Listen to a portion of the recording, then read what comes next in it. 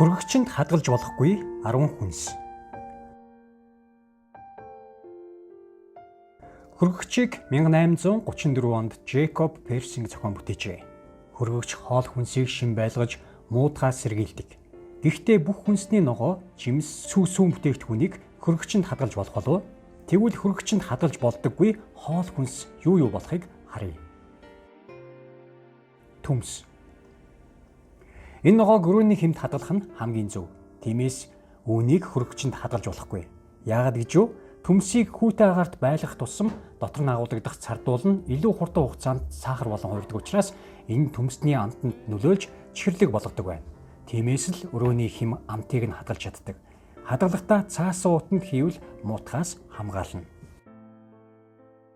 Улаан лойл. Зарчмын хувьд жимс гэж тооцогддог энэ ногоо хүргэгчэнд байвал хит нялцгай болчихдог бөгөөд өөрийн хальсыг тогтоон барьж чадхаа болно. Учир нь улаан лойлын хальсанд байх мембранууд хүүтэй агаарт гэмтдэг. Үүнээс үүдээд амт амин димээ алддаг. Тийм учраас өрөөний хэмт нар халуунаас хол газар хадгалах нь зүйтэй. Талах. Хүмүүс талахыг хүргэгчэндээ бараг өдөр бүр хадгалдаг. Талах хурдан мууддаг болохоор хүргэгчэнд хийх нь зөв сонголт боловч амт нь өөрчлөгддөг. Хүйтэн хэм талхны чиглэлийг алдагдуулдаг байна. Үүний оронд өрөөний хэмт хадгалах хэрэгтэй. Сонгон. Төмстэй адил сонгоныг хүргэгчэнд хадгалахаас зайлсхийх хэрэгтэй. Хүйтэн хэмт сонгон зөвлөрч таны хүссэн амтыг гаргаж чадахгүйд хүрдэг. Түншлэн үнэр нь алдагддаг төдийгүй хүргэгчэнд байх бусад хүнсний зүйлд нөлөөлдөг. Сонгоныг үргэлж хурай газар өрөөний хэмт хадгалаарай. Сармис.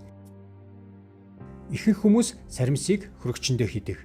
Үүнийг ч мөн өрөөний хэмт хадгална. Хүргэгчэнд хадгалахад сармис зөөлрч хүссэн амтыг гаргаж чадахгүйд хүрдэг. Хальсалсан сармисыг хүргэгчэнд битүү саунд хийж хадгалж болно. Гадил. Гадил дотроосоо муутахгүйч хальсан харлаж зөөлрдөг. Гадил жимсийг хүргэгчэнд бус өрөөний хэмт хадгалах хэрэгтэй. Кофе. Шин амтлаг кофе уумаар байгаа бол хүргэгчэнд бүү хадгалаарай. Энэ нь кофений амтыг өөрчилдөг. Тиймээс ямагт сэрүүн хурай газарт агаар нэвтрэхгүй саунд хадгалаарай. Өндөг. Олон улсад угаасан өндөгийг хүргэгчэнд хийж хадгалдаг. Гэхдээ энэ нь бүрхүүлийг хамгаалж байдаг давхаргыг устгаж муудах эрсдлийг нэмэгдүүлдэг.